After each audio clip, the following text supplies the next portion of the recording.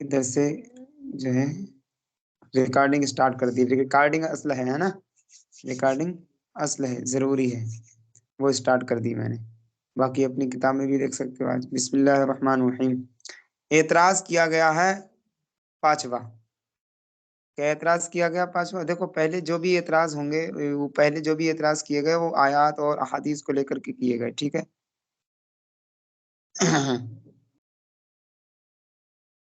استمداد پر ہے یہ تو, اور یہ اللہ سے مدد مانگنا.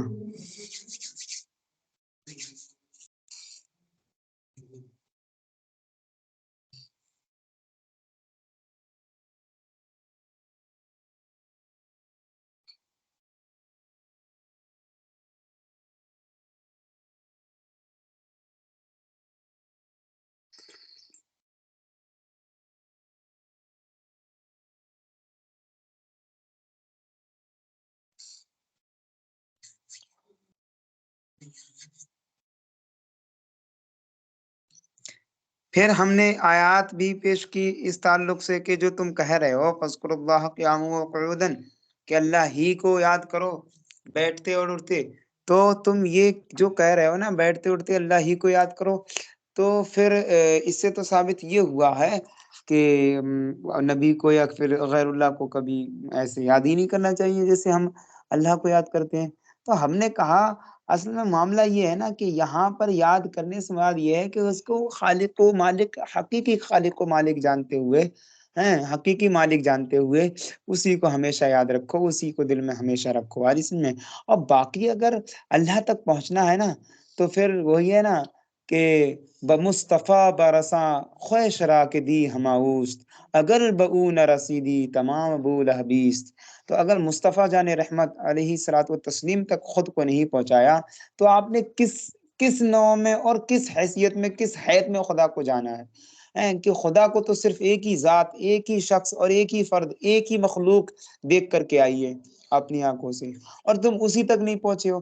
تو وہی ہے نا کہ رسول پاک صلی اللہ تعالی وسلم یا دیگر انبیاء علیہ السلام یا پھر اور بھی اولیاء اعظام یا پھر غیر اللہ میں کسی بھی مخلوق کو ہم یاد کریں تو بس مخلوق کی حیثیت سے یاد کرتے ہیں. اب بس آپ جب مخلوق کی حیثیت سے یاد کرتے ہیں تو آپ کا یہ اعتراض ہی ختم ہو جاتا ہے سرے سے. کہہ رہے نہیں اللہ یہ فرماتا ہے اللہ ہی کو یاد کرو, جبکہ اللہ یہ بھی تو فرماتا ہے وَمَن يُطِعِ الرَّسُولَ فَقَدْ أَطَاعَ اللَّهَ, جو رسول کو مان کے چلے گا تو وہ اللہ کو مانے گا. پھر کیا کرو گے ان آیات کا؟ تو یہ سب ہم نے بھی جو ہے الزاماً آیات پیش کی تھی, تمہارے پلے پڑی ہو تو تمہیں اس کو پھر سے سن لینا, پڑھ لینا. ایک نوٹ میں ایک بات ذکر کر رہے کہ اس سے پہلے ایک عبارت اور پڑھو. کہہ رہے بتاؤ ان پر, یعنی پیج نمبر 156 پہ, بتاؤ ان پر یہ حکم شرک جاری ہوگا یا نہیں. مطلب اعتراضاً جو یعقوب علیہ السلام اور جو ہے یوسف علیہ السلام کے تعلق سے فرمایا تھا نا کہ وہ بھی تو یاد کیا کرتے تھے, بہت یاد کرتے تھے. امام زین العابدین بھی بہت یاد کیا کرتے تھے اپنے والد گرامی امام حسین رضی اللہ تعالیٰ عنہ, امام علی مقام کو, ہے نا. تو پھر کیا کرو گے؟ تو کہا اصل میں وہ اس نو میں یاد نہیں کرتے تھے جس نو میں خدا کو یاد کرتے ہیں. کہہ رہا دنیا نگر کوئی ایک علاقے کا نام ہے, پنجاب میں ہے یہ.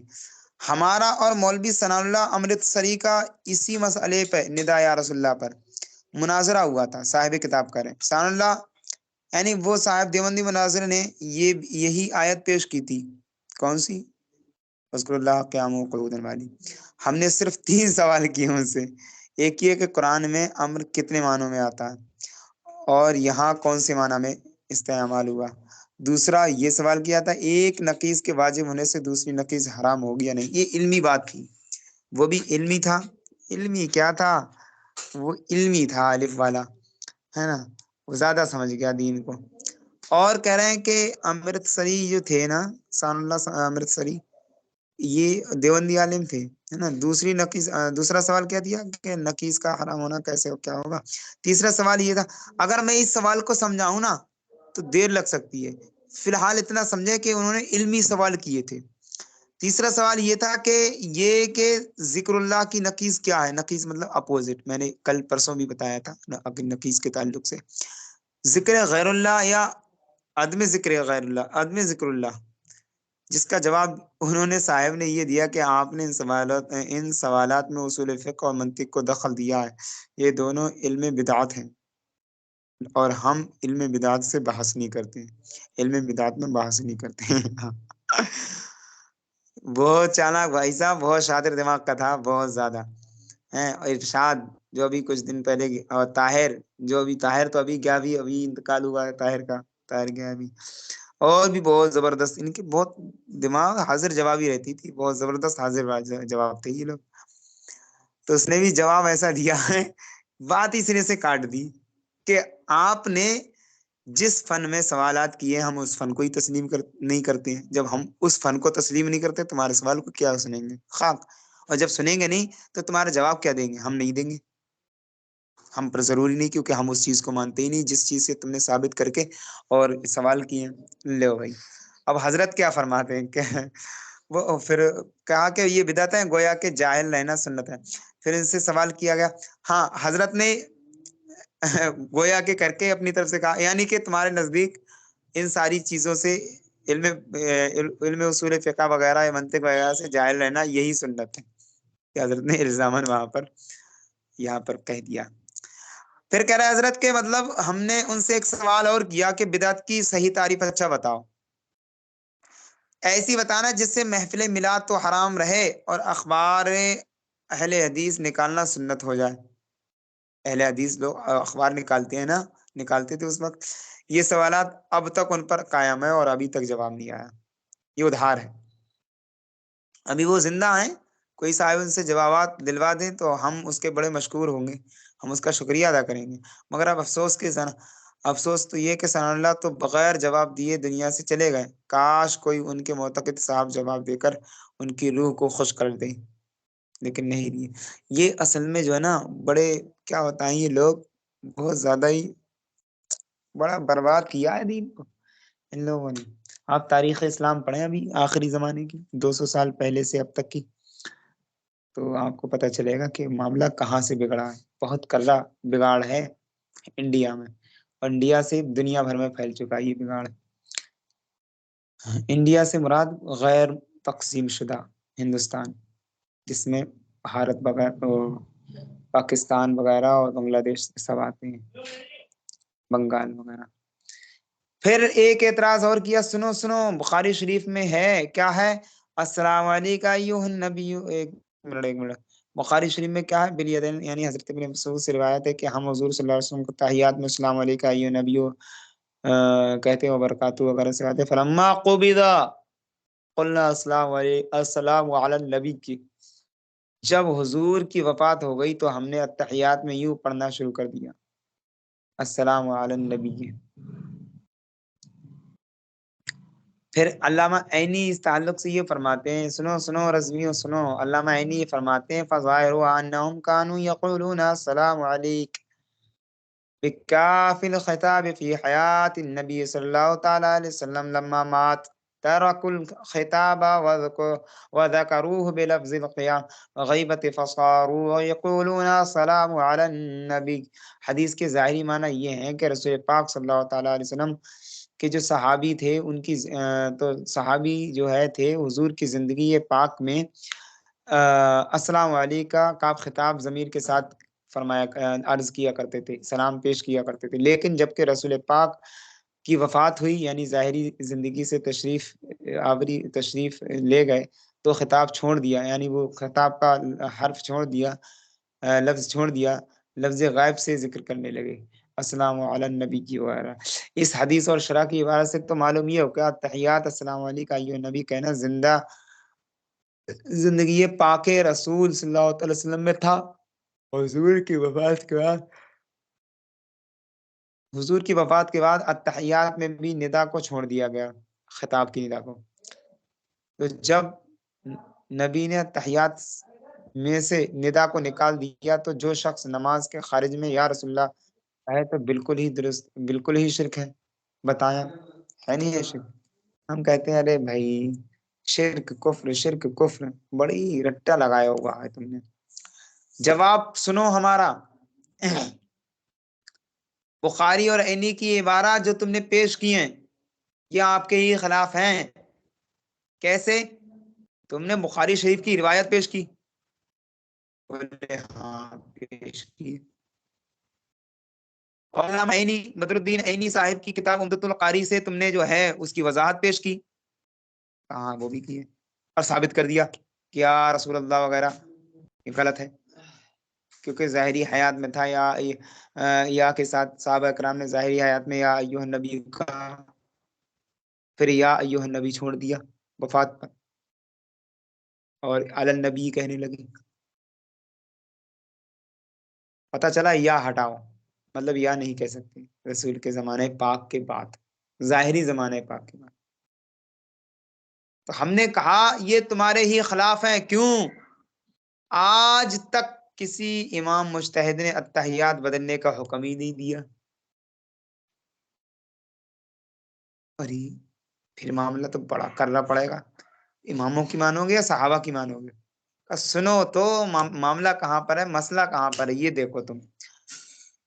کسی امام یا کسی مجتہد نے، جو امام اور مجتہد صحابہ رضوان اللہ تعالی علیہم اجمعین کے زمانے پاک سے بعد میں جو ہے پیدا تشریف لے کر کے آئے، پیدا ہوئے، ان ائمہ اعلام میں سے کسی بھی امام نے یہ حکم صادر نہیں فرمایا کہ تحیات کو بدل کر کے یا ایھا النبی پڑھو، یا ایھا النبی کو بدل کر کے علی النبی پڑھو،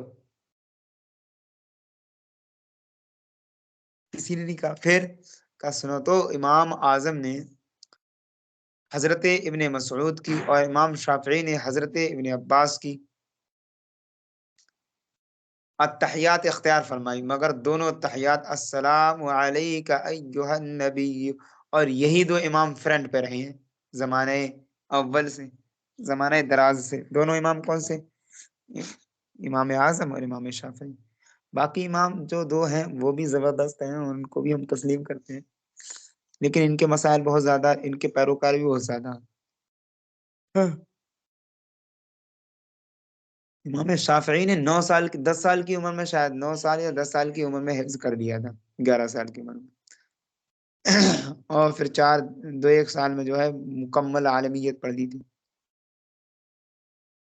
ہے نا؟ تو کہہ رہے ہیں کہ دونوں میں سے کسی نے یہ حکم صادر نہیں فرمایا کہ السلام علیکہ ایھا النبی کی جگہ السلام علینا و السلام علی النبی، السلام علی النبی، ایھا النبی ہٹا کر کے کسی نے نہیں کہا۔ غیر مقلد بھی خود ثنائی ہوں یا پھر غزنوی ہوں، یہی خطاب والی یہ اصل میں غیر مقلد میں بھی 2 طرح کے لوگ ہیں، ایک غزنوی ایک ثنائی۔ ثناء اللہ پانی پتی کو ماننے والے، اور یہ کوئی دوسرے کو ماننے والے۔ کہہ رہے ہیں وہ خود التحیات خطاب والی ہی پڑھتے ہیں، جس سے معلوم ہوتا کہ بعض صحابہ نے اپنے اجتہاد سے التحیات کو بدلا تھا، اپنے اجتہاد مطلب اپنی عقل سے، تھوڑی سمجھداری کے حساب سے جو بھی انہیں دی گئی۔ کتنے صحابہ نے؟ بعض، یعنی کچھ صحابہ نے۔ تو کچھ صحابہ نے کیا کیا؟ کہا کچھ صحابہ نے، یعنی جو بڑے بڑے صحابہ تھے انہوں نے ویسے ہی پڑھا جیسے پڑھنا تھا۔ کہا اچھا بات یہاں پر تھی؟ کہا ہاں دیکھو اب سمجھے نہیں سمجھے؟ تو دکھاتے کچھ ہیں اور مسئلہ کچھ ہوتا ہے۔ مسئلہ کیا تھا کہ سب صحابہ نے نہیں تحیات چینج کی تھی، بلکہ کچھ صحابہ نے، اور روایت میں جو ذکر ہے نا کہ صحابہ کرام ایھا النبیوں کی جگہ پر علی النبی پڑھتے تھے، تو روایت میں انہی کچھ صحابوں کا ذکر ہے کہ جن کچھ صحابہ کرام کو محدثین نے پڑھتے ہوئے دیکھا، علی النبی پڑھتے ہوئے دیکھا، تو ان محدثین نے روایت کر دیا۔ کہا ہم یہی تو کہہ رہے ہیں بھائی، تم جو حدیثیں لے کر آتے ہو نا اس کا پس منظر تو جان کے آیا کرو۔ شہد دکھائے، زہر پلائے، قاتل ڈائن، شوہر کش، اس مردار پہ کیا للچائے، دنیا دیکھی والی ہے، دکھا کچھ رہے مسئلہ کچھ ہو رہا ہے، ڈنڈی مار رہے ہو تم بلا وجہ کی باتیں، اور یہ نہیں پڑھا اللہ کا فرمان یضل بہ کثیر یہدی بہ کثیرا۔ مسلم مسائل ہیں کہ التحیات میں کوئی بھی علی النبی نہیں پڑھتا ہے، السلام علی النبی، السلام علی النبی کون پڑھتا؟ تحیات للہ والصلوات والطیبات والسلام علی النبی کون پڑھتا ہے بھیا؟ التحیات للہ والصلوات والطیبات والسلام علیک علی النبی والسلام علیک یا ایھا النبی، سب یہ پڑھتے، علی النبی پڑھے جا رہے ہیں۔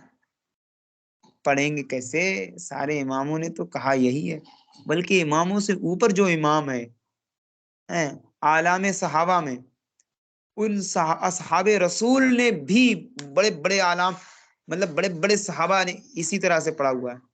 تو کہا پھر یہ بخاری شریف کی روایت کا میں نے بتایا نہیں، بعض صحابہ، کچھ صحابہ نے جو اپنے دماغ سے پڑھ رہے تھے، ان صحابہ کو کچھ محدثین اپنے پڑھتے ہوئے دیکھ لیا، سن لیا ہوگا، پاس میں نماز پڑھی ہوگی صحابہ کرام کے، تو ان محدثین نے وہ حدیث روایت کر دی۔ یہ بات ہے اصل میں یہاں پر، اصل بات یہ ہے، اور تم پڑھتے تو ہو نہیں آگے پیچھے کا حدیث پاک کا، اور لے کر آ جاتے دیکھو حدیث پاک میں ایسا ہے، حدیث پاک میں ایسا، اور تم کیا کہتے ہو؟ ارے خاک سمجھا تو دین پاک کو؟ تیرے دین پاک کی وہ ضیاء کے چمک اٹھی رہے استفا جو نہ مانا آپ سکر گیا، کہیں نور ہے کہیں نار ہے، اسی نور، اسی دین پاک سے نور ملتا تو اسی میں، اسی کے ساتھ نار میں جاتے ہیں لوگ، لیکن نار میں جاتے کیسے؟ وقنا عذاب النار، اے اللہ ہمیں اس نار سے محفوظ فرمانا، نار میں اپنی عقل لگانے کے سبب جاتے ہیں، دماغ لگا رہے ہیں بلا وجہ کا۔ تو وہ اپنے اجتہاد سے اتحیات کو بدل دیا، اور حدیث مرفوع کے مقابل اجتہاد صحابہ قبول نہیں۔ ان اصحاب رسول نے بھی اس لیے تبدیل نہ کیا کہ ندا غائب حرام ہے، غائب کو ندا کرنا اچھا، ورنہ زندگی پاک میں دور رہنے والے صحابہ اکرام جو تھے خطاب والی اتحیات نہ پڑھتے، آخر یمن، خیبر، مکہ، نجد، عراق، تمام جگہ نمازیں ہوتی تھی تو اس میں وہی اتحیات پڑھی جاتی تھی، ندائے غائب برابر ہوتی تھی، کیونکہ حضور پاک تو حجاز میں تشریف فرما تھے، اور ندا والی اتحیات ہر جگہ پڑھی جا رہی تھی، نہ حضور نے منع فرمایا اور نہ صحابہ کرام نے کچھ سوا کیا۔ حضور نے اتحیات سکھاتے وقت یہ نہ فرمایا تھا کہ یہ اتحیات صرف ہماری زندگی پاک میں ہے اور ہماری وفات کے بعد اس کو چینج کر لینا، ایسا نہیں فرمایا۔ فتاوی رشیدیہ اٹھا کر کے دیکھو، کتاب العقائد میں انہوں نے لکھا ہوا ہے، لہٰذا صیغہ خطاب کو بدلنا ضروری نہیں، انہوں نے خود لکھا ہوا، اور اس میں تقلید بعض صحابہ کی ضروری نہیں، یعنی انہوں نے بھی ثابت کیا ہوا ہے کہ بعض صحابہ نے ایسا کیا تھا جو چینج کی تھی تحیات، سمجھ رہے؟ پھر تم یہ کیوں پیش کر رہے؟ کہتی تمہاری مطلب عقلیں، تم نے اپنے پیشواؤں کی کتابیں نہیں دیکھی؟ پیشوا تمہارے کیا کہہ رہے ہیں کہ بعض صحابہ کی تقلید کرنا ضروری ہے، بعض صحابہ نے ایسا کیا، تو ان کی تقلید نہیں کر سکتے تو ان کی بات کو، اس بات کو جس میں تقلید نہیں کر سکتے اس کو دلیل میں پیش کر سکتے ہیں، اور دلیل تو وہ ہوتی ہے کہ جو چاروں طرف سے صاف و مشفع ہو، چاروں طرف سے نہیں بلکہ ہر طرف سے بالکل صاف و شفاف ہو، ہے نا؟ اور تم ایسی دلیل پیش کر رہے ہیں کہ تمہارے خود اکابرین کی باتیں اس کے متضاد ہیں، کہہ رہے ہیں ضروری نہیں بات صحابہ کی تقلید، ورنہ خود رسول پاک صلی اللہ علیہ وسلم فرماتے ہیں کہ بعد میرے انتقال کے خطاب نہ کرنا، بہر حال صیغہ خطاب رکھنا اولا ہے، اصل تعلیم اسی طرح ہے۔ خلاصہ جواب یہ ہوا کہ بعض صحابہ کا یہ فعل حجت نہیں ہو سکتا، ورنہ تو لازم یہ آئے گا کہ حضور کے زمانے پاک میں شرک ہوتا رہا، اللہ الصمد، اور منع بھی نہیں فرمایا، اللہ الصمد، بعد میں بھی بعض نے بدلا، نہ کہ سب نے بدلا، کل مطلب سب، بلکہ مرقات باب التشہد اخیر فصل میں لکھا ہوا ہے، وہ اما قول ابن مسعود، ہم ترجمہ پڑھ لیتے ہیں، اس میں ترجمہ لکھا ہوا نہیں، ہم پھر بھی پڑھ لیتے ہیں۔ ہاں، اور ابن مسعود کا یہ کہنا کہ کنہ نقول، ہم ایسا ایسے کہتے تھے، تو یہ ابو عوانہ کی روایت ہے اور بخاری کی روایت ہے، اور یہ بخاری کی روایت یہ کہہ رہے الصحف فیہا بینات، یہ ٹھیک ہے، بخاری کی روایت، ابو عوانہ کی روایت بھی ٹھیک ہے، لیکن اس میں کچھ دلیلیں ہیں، وہ یہ کہ لیسا من قول ابن مسعود، کہ یہ جو روایت ذکر کی گئی ہے کہ وہ بدلا گیا اتحیات، تو یہ ابن مسعود کا قول نہیں ہے، بلکہ یہ محدثین نے دیکھا، بل من فمر رابی، ہے نا، یہ محدثین نے یعنی جو روایت کرنے والے روات ہیں انہوں نے دیکھا، بیان کر دیا۔ ولفظہما ولفظها فلما وبغا قلنا سلام، یعنی علی النبی سلام۔ کہہ رہے یہ قلنا ہے نا، یحتمل انہ اراد به استمررنا علی ما كنا علیہ فی حیاتی، کہ یہ قلنا سے پتہ یہ چل رہا ہے کہ یہ استدلال کر رہے ہیں جس نے یہ حدیث نقل کی، کہ ممکن ہے کہ اس سے ارادہ یہ کیا ہوا کہ ہم اس پہ ہی کیا کرتے تھے، رسول پاک کی زمانے پاک میں اسی طرح سے کیا کرتے تھے۔ بس پتہ سے یہ چلا کہ صحابہ کرام تحیات ہرگز نہ بدلی، یہ صرف راوی کے منہ سے ہے، نہ کہ اصل واقعہ۔ اب کچھ وہابی ہوتے ہیں، وہ کہتے ہیں کہ کسی نبی یا ولی کو دور سے یہ سمجھ کر پکارنا کہ وہ ہماری آواز سنتا ہے، ایسا کرنا شرک ہے، کیونکہ دور کی آواز سننا تو خدا ہی کی صفت۔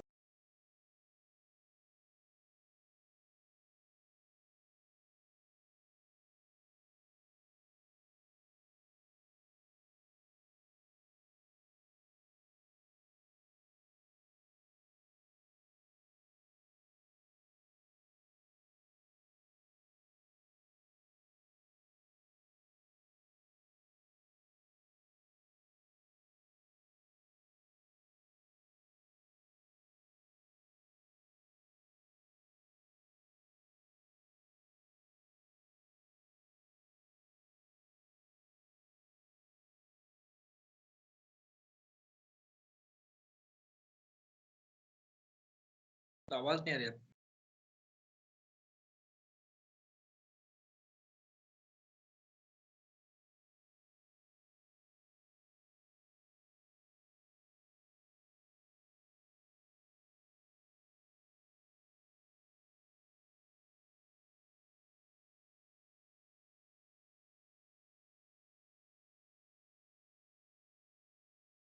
حضرت آواز آنا بند ہو گئی ہے۔